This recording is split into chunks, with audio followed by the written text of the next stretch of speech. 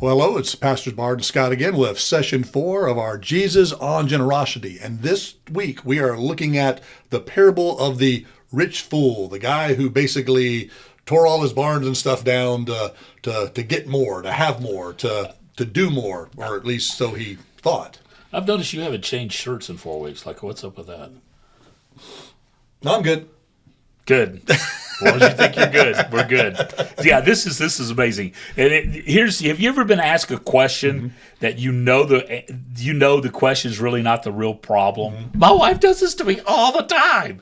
She says, "Have you thought about?" And usually it's something she wants me to do, or she'll make a statement like, "The broom is in the middle of the living room," which translates, "Get up, get the broom, and put it in the closet." You know what? We just figured out this week. Kaylee does this to us all the time. She will say something. Man, wouldn't it be nice if, or what? Our basketball goal, the lawn people rocked through it, shattered it probably 2 years ago. And like 2 years ago, she made a comment, something like, "Man, it'd be nice if I could go out there and shoot some hoops." Okay, passing. 2 years later, she will say, "Wait a minute.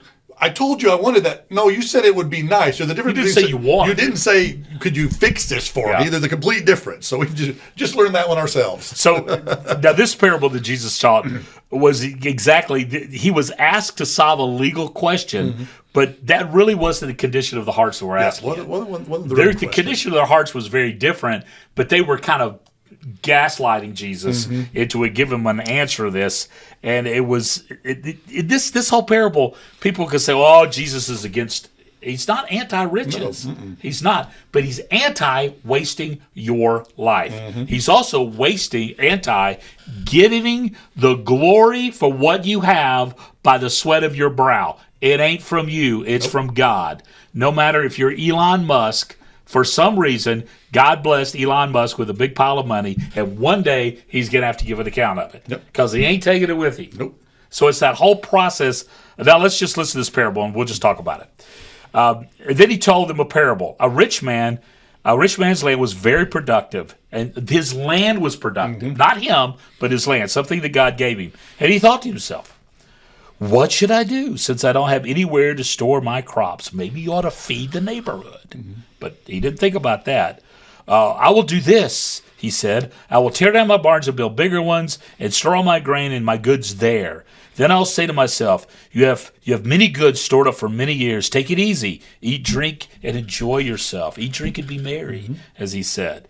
But God said to him, "You fool, this very night your life is demanded of you, and the things you have prepared, whose will they be? And this is how it is with the one who stores up treasure for himself and not riches toward God." This is anti-hoarding again. Jesus was speaking to the Pharisees who are all about hoarding and saving for it to rot and be destroyed instead of doing the good that needs doing. Now, we talked about this a couple of weeks ago. Generosity begets generosity.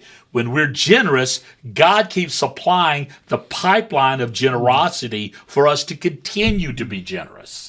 Now, I say that after 41 years of ministry, that God has supplied all of our needs. Pastor Bart, there was a time in mine and Tara's life where we had no money. We left Parkway, started a church in Tallahassee, and we lost everything we had, including our home.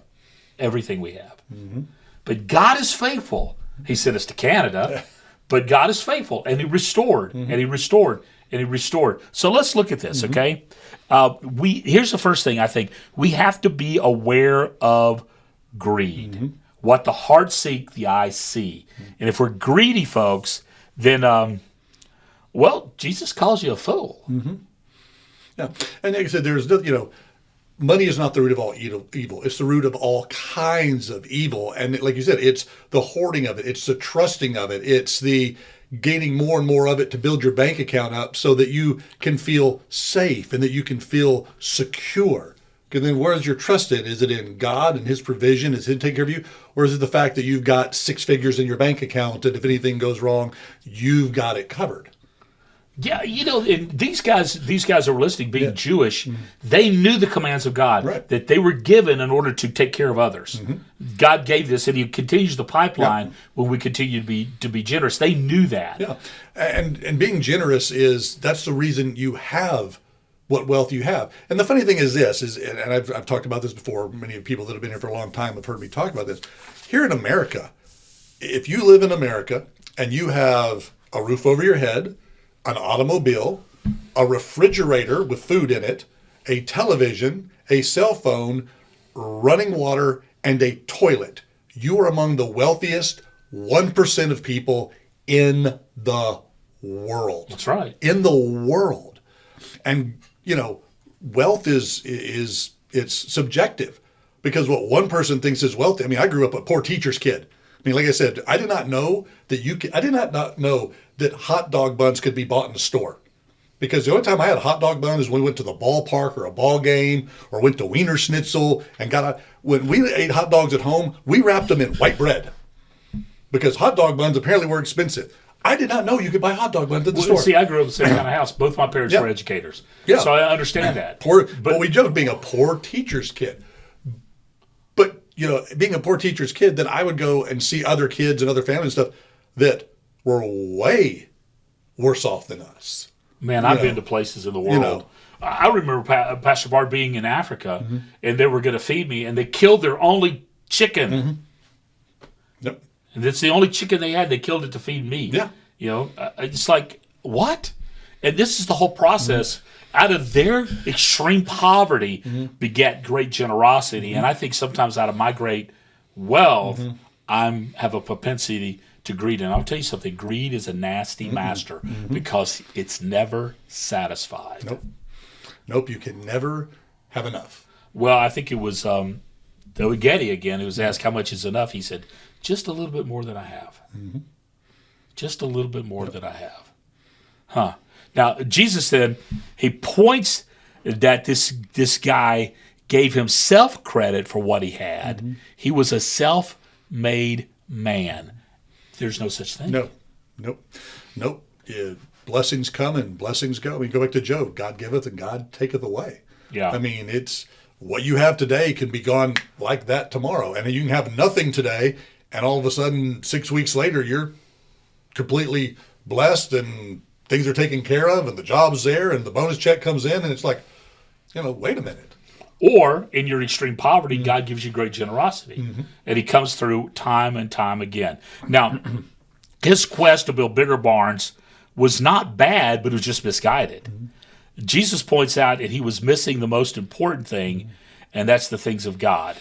Jesus is not saying the poor to be poor, but to be godly. He was saying just be godly. Because God gives you resources to bless other people. And doing that, it breaks the grip of selfishness.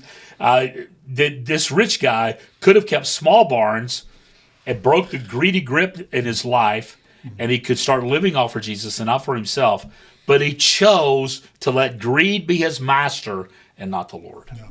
I'm gonna brag on my wife for a minute here. Our anniversary was just recently, and we were going to go to Houston, just get away for a week, go to this restaurant that she loves. And on the way up there, she's got a medical condition. Long story on that, but it started flaring up on her. So we're not even past Grenada, and it starts flaring up, and it starts getting worse and worse. We get in the outskirts of Houston, and we find a walk-in clinic to go into and to see if we can get a steroid shot and a Benadryl shot, and that usually takes care of it. But we're sitting there waiting. And I mean, she's flaring up. She doesn't feel good. And there was this mom with a little girl at the counter, and they were talking to the person, gave the insurance, and the person says something along the lines, well, you have $100 deductible. And the lady dug in her purse or whatever, and I was only halfway paying attention. And Molly, the mom of the little girl, walked out, and Molly, she's sitting there, she's flaring up. She feels like crud. She grabs her purse, starts digging in it, and she's going, I need $100. We need $100. And I'm like, what? She goes, that lady, she didn't get her daughter help because she didn't have the $100 for the deductible. How much do you have? I've got 60. What do you have? What do you have? I said, I got the other 40. And she handed me a 60. She goes, go catch her. And made me run out into the parking lot to catch the person to give her $100 so that she could get her daughter. And Molly is sitting there when she gets like this, she feels like she's going to die at times. I mean, I've never been so scared sometimes when she's gone through some of this stuff. And she's sitting there going through what she's going through, and yet her first thought is, we've been blessed. Go catch that woman and give her gifts money to bless her. Wow. I'm just like, I'm so impressed with my wife sometimes. Well, but see, I know Molly's character that she would have done that even if you had not had the resources. She would have figured out a way. Yep. And Because generosity has been in her heart her whole life. I don't know how many times we've been at a restaurant or something, and the waitress is another time waitress was crying. Boyfriend comes in the middle of the meal, breaks up with her. She's crying, comes crying. Molly starts talking to her. Find out her boyfriend just broke up. Her car or brakes were gone or something, and she needed like $80 to fix it. Da da da da da. And Molly actually prayed with her. And when she walked off, she looked at me and I said, "You're going to tip her what she needs to get the brakes fixed." And she goes, "You know I am." And she starts digging her purse and pulls out the money, and that's what she puts in the tip was enough for the girl to get her brakes fixed. That's amazing. That's my wife. You know, I think most of us don't have the problem with having too much stuff. Most of us have the problem with trusting God with the stuff we have. So maybe we need to shift it and trust God to take care of the stuff. So what is this parable saying to you? You know, are you trying to build bigger barns? Are you saying, God, you know, I can live with smaller barns and be generous? And I've always had a hard time relating to this. But the truth is this: don't be greedy. Don't be greedy. Don't. And stop living for myself and start living all for Jesus.